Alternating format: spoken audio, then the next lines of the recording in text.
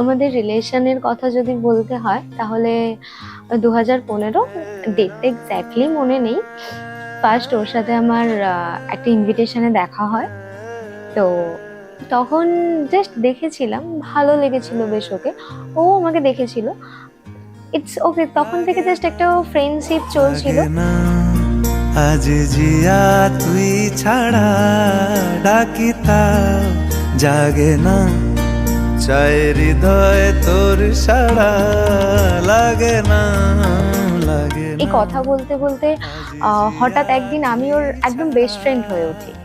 এমনই best friend হয়ে উঠি যে ওর কোনো কাজই আমাকে ছাড়া করতেই পারে না। মানে ওর যে কোনো কাজ আমাকে সাথে নিয়ে করতে হয়। দিন রাত এ দু চোখের দরিয়া।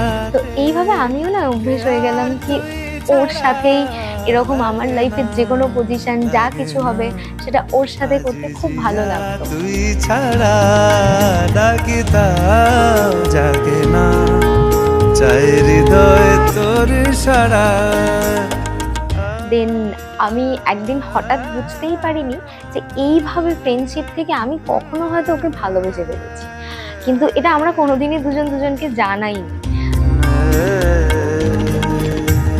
ছুঁয়ে দিলে মন বিনা বেজে ওঠে যে। ও তো জানাইনি, আমি হয়তো কখনো বলার চেষ্টা করেছি কিন্তু বলতে পারি।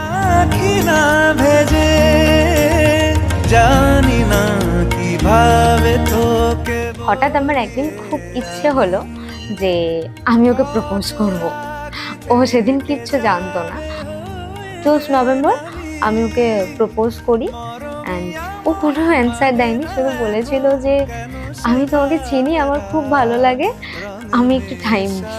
এটাতে আমি একটু আপসেট হয়েছিলাম কি ফার্স্ট প্রপোজ আমি লাইফে বোধহয় ওকেই করেছি, এর আগে কোনোদিন কাউকে করিনি। তো তারপরে 2 মান্থ কেটে যাওয়ার পরে ও ফাইনালি আমাকে প্রপোজ করে অ্যান্ড সেটা আমার জন্য ভীষণ ভীষণ খুশির দিন ছিল। মানে আমি এটা হয়তো বলেও কাউকে প্রকাশ করতে পারবো না যে কতটা খুশি ছিল।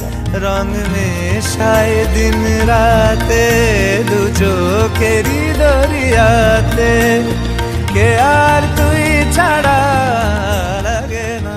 তুই আমার একদম বেস্ট ফ্রেন্ড, যাকে ছাড়া আমি একদম পুরো অসম্পূর্ণ।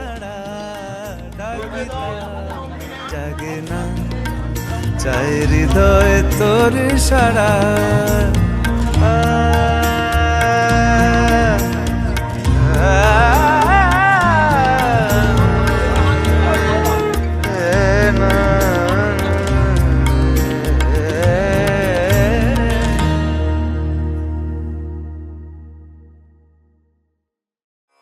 দিল মনের মাঝে